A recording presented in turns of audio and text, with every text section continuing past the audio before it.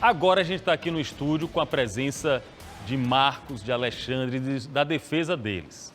Estou conversando com vocês pela primeira vez, agradecendo a presença de vocês e logo de cara quero perguntar ao senhor. O senhor é torturador? De maneira nenhuma. O senhor nunca torturou ninguém? Graças a Deus, não. Essa imagem que circula nas redes sociais não se configura como tortura? Ao meu ponto de vista, não.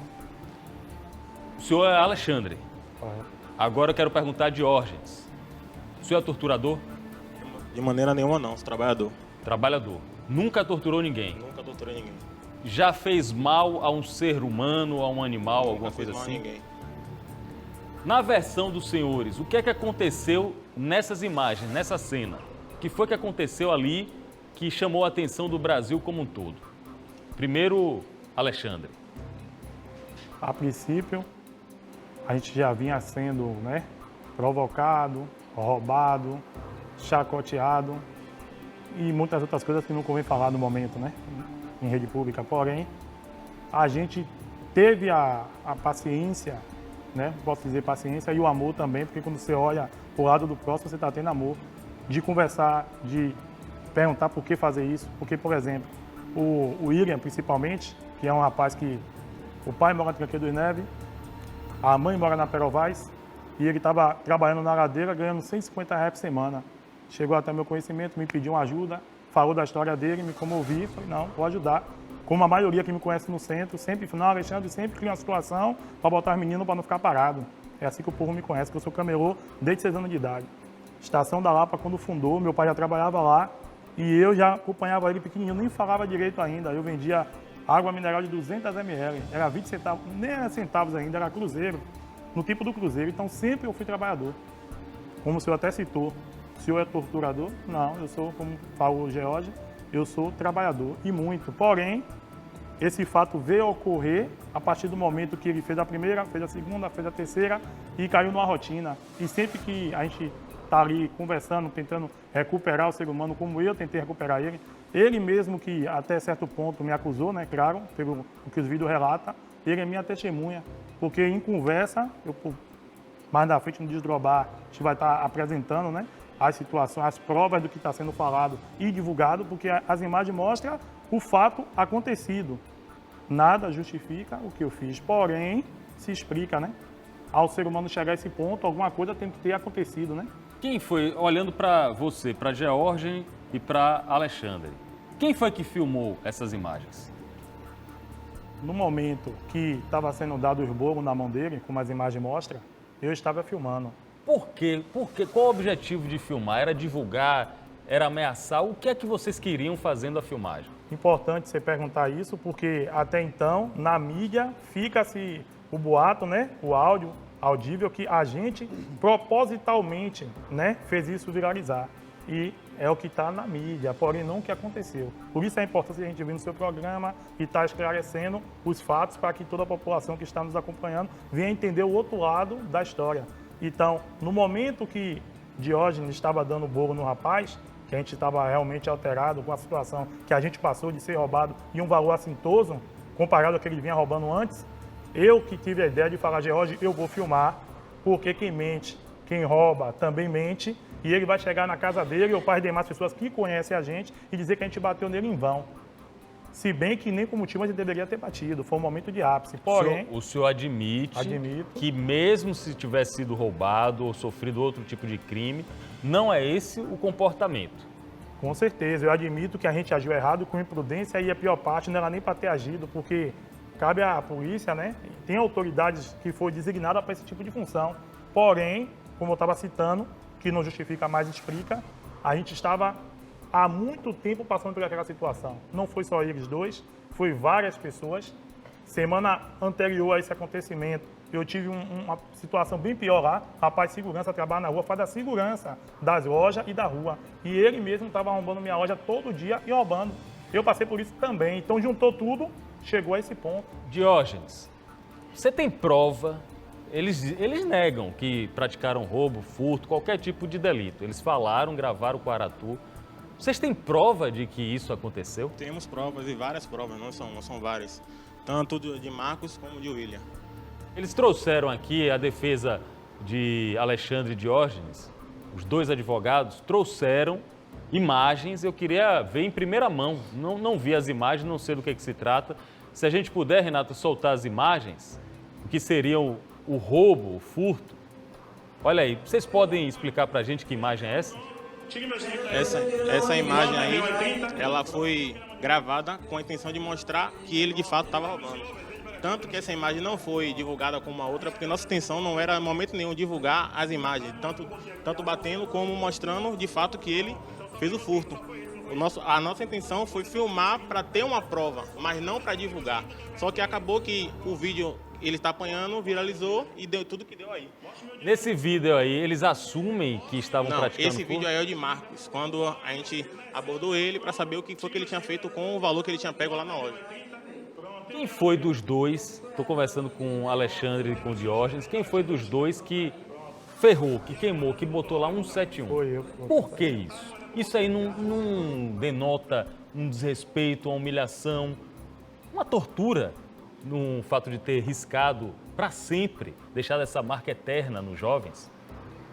No momento que veio esse pensamento, essa ideia, no momento de fazer isso, não foi com a intenção de humilhar, porque a humilhação é uma coisa, mas na realidade a minha intenção era realmente fazer ele entender que o caminho não era aquele. Por quê?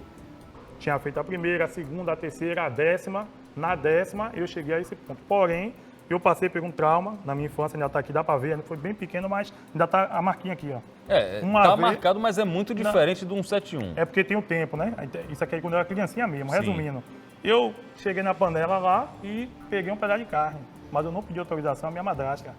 Minha madrasta, qualquer situação, já falei, quando pegar, seja o que for, tem que o quê? Pedir autorização. Eu não pedi a ela, eu fui lá, eu tinha 7 anos mais ou menos. Peguei. Ela pegou e me queimou aqui, que até hoje está marca. Isso aí eu acabei guardando, claro, foi um trauma de infância, mas eu cresci, graças a Deus, de fato, de lá para cá, nunca mais toquei em nada, nem em panela, né? Graças a Deus, trabalhei, como eu te falei, desde criança, e tenho um caráter que a maioria conhece, você vai ver aí, dias a mais, por mais que eu cometi esse fato, mas pessoas que conhecem minha integridade, a forma que eu vivo, que eu ando e que eu trato o meu próximo, sabem que eu não sou isso que eu acabei praticando dessa vez, como mostra os vídeos. Então, resumindo, nesse momento de nervoso, de frustração por ele ter me roubado, eu me lembrei desse fato. Então eu falei, assim como eu fui queimado e nunca mais, desde 7 anos para cá, não toquei nada de ninguém, nem em comida, que é uma coisa mais simples, né? Eu acho que não precisava chegar aqui onde chegou. Mas eu me lembrei e fiz o mesmo com ele, para que também ele nunca mais, sempre que eu olhasse para a mão dele, ele nunca mais tocasse no que é dos outros, porque ele confessou para mim, pessoalmente, que a mãe dele, ele roubou. Quando ele roubou a mãe dele, ele não pagou mais de fazer isso. Sempre que ele tem oportunidade, ele está furtando alguma coisa. Então, na minha consciência, se ele não respeita a mãe, não respeita o pai, eu levei ele para minha casa. Levei ele para ouvir a palavra.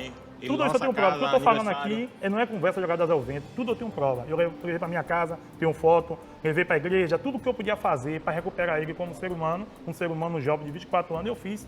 E ele sabe disso. Tanto isso que ainda que eu fiz esse ato horrível, errado, incorreto, ele não deu queixa de mim, porque a consciência estava latejando. Depois de uma semana, veio o Marcos também ter roubado, e a gente deu o bolo de Marcos também. Marcos pegou, ligou para ele, aí se juntou, pegou advogado e criou toda essa situação, que ele não está errado, está correndo atrás do prejuízo dele, porque ele se sentiu degredido. Diógenes e Alexandre, olhando aqui para as lentes, para as câmeras da Aratu, é possível que apareçam outras vítimas de atos semelhantes que vocês cometeram, que vocês poderiam ter cometido? É possível? Não é possível. Isso aí é impossível, porque não aconteceu, a gente não tem esse caráter, não tem essa caminhada. Isso aí foi uma frustração do momento. Deixa eu me direcionar à defesa de vocês. Vocês estão muito bem acompanhados por advogados de defesa. Começar pelo Dr. Otto Lopes.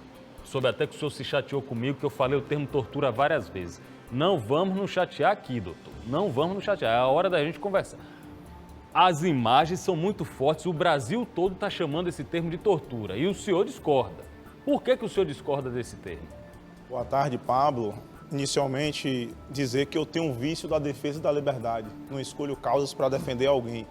E que se a gente sempre ouvir a história na versão do Chapeuzinho Vermelho, o lobo sempre será mal. Em momento algum me chateei contigo, até porque, ainda que eu não concorde, eu sempre vou defender o direito da pessoa falar o que ela quiser. E a população brasileira, muitas vezes, é levada pela falta de conhecimento e pelo acesso do que está tendo através das redes sociais, da mídia, etc. A gente percebe que, em momento algum, a ação de ambos era buscar uma confissão, buscar uma humilhação. E Alexandre narra muito bem que ele queria era dar um ensinamento para que ele não voltasse a cometer atos parecidos como esse. Outro detalhe é que a gente aqui está buscando só a justiça.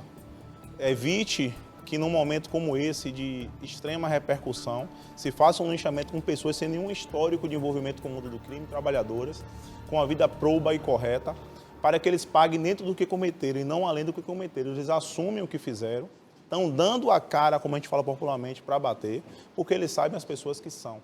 Pedem desculpa, pedem perdão e pode ter certeza que, assim como a gente vem atuando em outros casos, como eu disse naquele dia que as pessoas diziam que era tentativa de homicídio, etc., a gente conseguiu comprovar que era uma lesão corporal leve. No caso da torcida do Bahia, né? Isso. E também, tem vários casos na história, tem também da médica Kátia Vargas, todo mundo dizia que era homicídio, ela foi absolvida. E depois que passou pelo aquele histórico de destruição da vida, não teve uma oportunidade. Então, para evitar isso, a gente está aqui na última trincheira da liberdade lutando para que eles paguem dentro da lei pelos que cometeram. E na ânsia de justiça não se cometa injustiça. Eu vi uma telespectadora falando aí que parecia o tempo de Hitler. Eu vou mais longe, senhora. Eu estou achando que é o tempo de Pôncio Pilatos. Com a devida proporção, que aqui ninguém é comparável a Jesus Cristo, porque Jesus Cristo é incomparável. Estão querendo crucificar, matar e sepultar. E depois, quando a história vier real ao fato, a gente traz uma prova das milhares que a gente tem, no momento oportuno nós iremos apresentar. Aí perguntando para o senhor, para o seu colega, para todos os representantes do direito, muitas pessoas mandaram mensagem para cá, pergunte aos advogados o que é que eles acham se fosse com o filho deles. Como é que vocês respondem esse questionamento da população? Antes de responder esse questionamento da população, eu vou devolver a pergunta. O que é que vocês queriam se fossem seus filhos? Vocês queriam o que vocês estão pregando? Esse discurso eu já ouvi de autoridades públicas que bandido bom é bandido morto. E depois, quando os filhos cometeram um crime, falaram que era só uma criança de 35 anos. Então a gente quer equidade, a gente quer justiça e não injustiça. Se fosse um filho meu, eu queria que a pessoa que cometeu pagasse pelo crime que cometeu e não injustiça. Enquanto defensor do direito, eu luto por justiça. Como é que a gente vai conseguir reparar o dano causado a esses jovens? Porque é um dano físico marcante, um dano moral, um dano real. Como é que a gente consegue reparar isso, já que os senhores falam tanto na equanimidade do direito? Pablo, sempre quando eu atuo, eu sou um defensor da justiça restaurativa. O modelo de justiça que é preconizado no mundo inteiro já se comprovou falido. É só encarceramento, só punição e os índices de violência aumentam. Será que eles já foram ouvidos para dizer o que é que eles querem? Será que eles já foram ouvidos? Essa é a justiça restaurativa, que cabe em qualquer tipo de crime, inclusive com crimes como esse. O que a gente quer é que eles paguem judicialmente, que o Estado puna dentro do ditame da lei, que eles paguem pelo crime que cometeram e não por tortura, como estão dizendo, ou algo do tipo. Deixa o inquérito policial finalizar. Processo penal rápido é processo injusto. O tempo da justiça não é um tempo das redes sociais, não é o tempo da televisão, não é o tempo do rádio. Processo célere é processo injusto. A gente tem que investigar corretamente. A autoridade policial está fazendo um excelente trabalho. Ao final do inquérito, entendendo pela existência do crime, ele vai finalizar o inquérito e remeter ao Ministério Público, que a denúncia será devidamente oferecida. Aqui é o espaço garantido para todas as partes, inclusive as vítimas, quando quiserem, podem se pronunciar. Agora já com um novo capítulo, que é o capítulo das imagens do suposto roubo. Aí eu quero perguntar ao doutor Rodrigo, que está conosco também. Muita gente está falando, muita gente se pergunta, por que é que esses dois homens que estão aqui não estão presos? As pessoas consideram que uma atitude como essa deveria encerrar uma cadeia de imediato.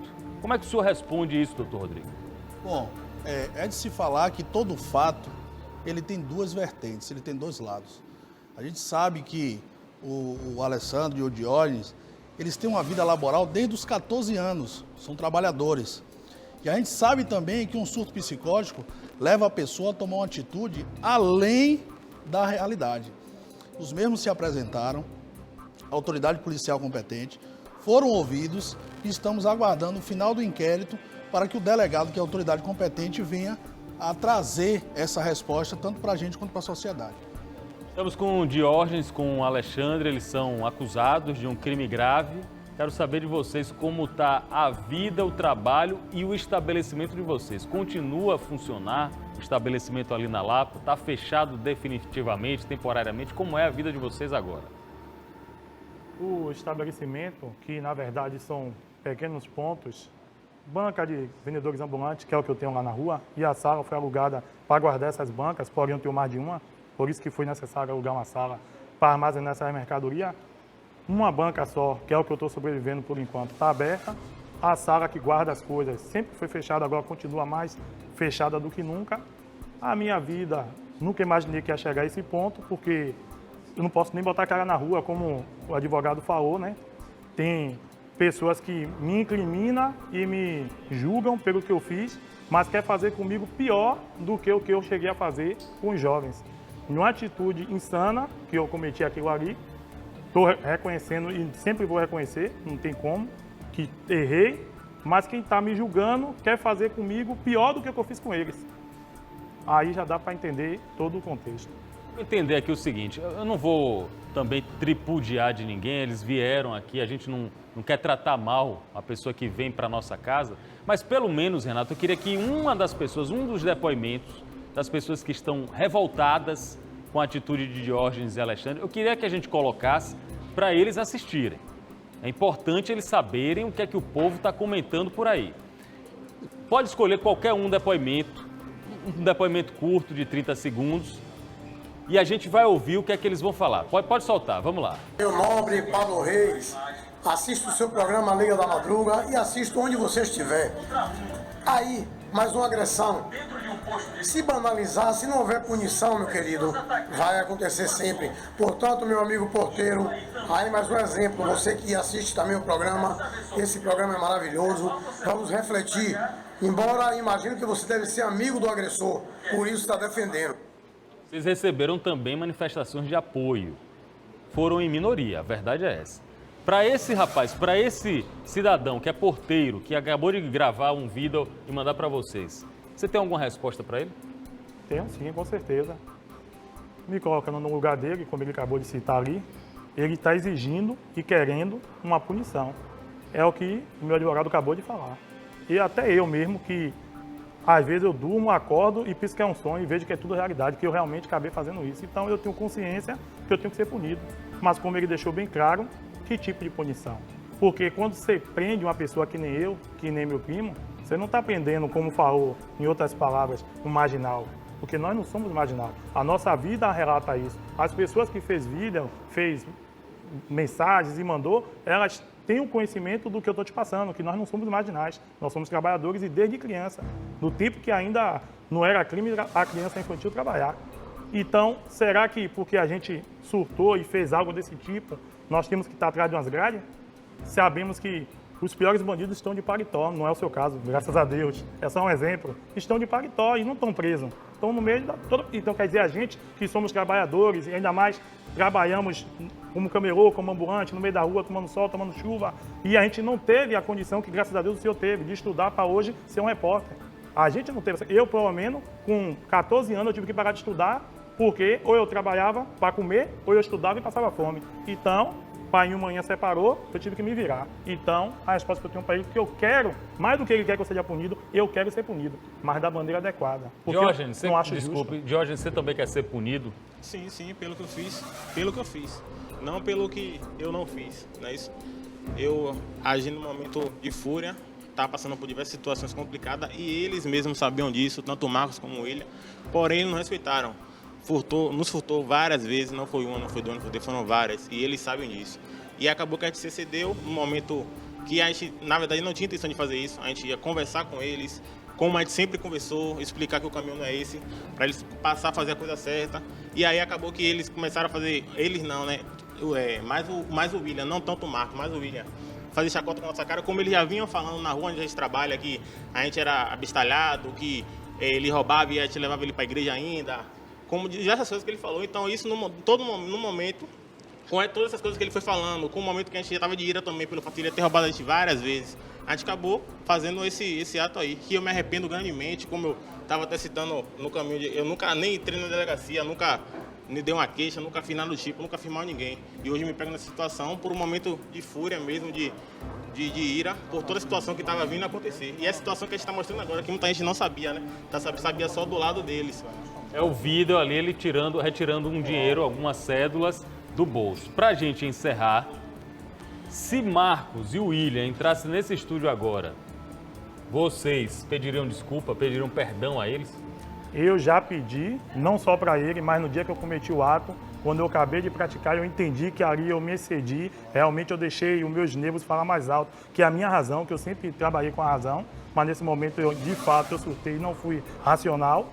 Fui imediatamente, peguei ele, fui na casa da mãe dele, do William, Perdão a ela. e cheguei lá, conversei com ela, minha benção, me perdoe, porque realmente eu me excedi, seu filho já me roubando há um tempão, a senhora deve saber que eu tenho levado ele para a igreja, tenho usado minha gasolina para ele lá em Tranqueiro dos Neves, que se você entrar, você conhecer, na hora que eu entrei, 9, 10 da noite, você está arriscando sua própria vida, mas para tentar recuperar ele, eu levei em casa várias vezes, pedi perdão a ela, chegou o irmão dele, que é mototáxi, graças a Deus, é minha testemunha, é parente, é irmão, mas é minha testemunha, falou para mim, pô, guerreiro, infelizmente, minha mãe passa por isso direto, não de ele ter roubado, não vou ser hipócrita, né? Mas tomar dinheiro na mão de agiota, não pagar e ela trabalhando no bar, se acabando para pagar a dívida dele. Ela mesma, a mãe dele, me contou isso e o irmão dele, que é mototáxi, o mais velho, contou isso e chamou o padrasto, que é o marido da mãe dela. Quer dizer, todos eles têm consciência que ele tem uma má conduta. E isso não justifica o que eu fiz, como eu falei, mas explica a gente não se controlar e praticar tal ato. Obrigado, então, pela presença de vocês. A gente espera, o que a gente está torcendo, doutor Otto Lopes, doutor Rodrigo, é que a justiça seja feita, que a justiça que é representada naquela imagem de uma musa com o olho vendado seja feita independentemente das pessoas envolvidas. E o espaço está sempre aqui aberto para todos os lados de uma história. Muito obrigado pela presença e parabéns pelo trabalho de vocês, que eu sei que é difícil o trabalho daqui para frente. Obrigado, Pablo. E em nome dessa justiça que você acabou de falar, é que existe uma diferença de prisão-pena e prisão cautelar. Então, nesse momento, não estão presentes os requisitos da prisão cautelar. E na minha caminhada, eu aprendi que o difícil eu faço tirando onda. E a gente, enquanto defesa, vai estar sentado na última trincheira da liberdade, lutando sempre por essa justiça e que ela não dê ouvido ao clamor popular, porque o clamor popular, muitas das vezes, é injusto. Conversamos aqui com exclusividade com Diógenes e com Alexandre a respeito do episódio dramático e traumático para todo mundo, para todo o Brasil, todo mundo que assistiu.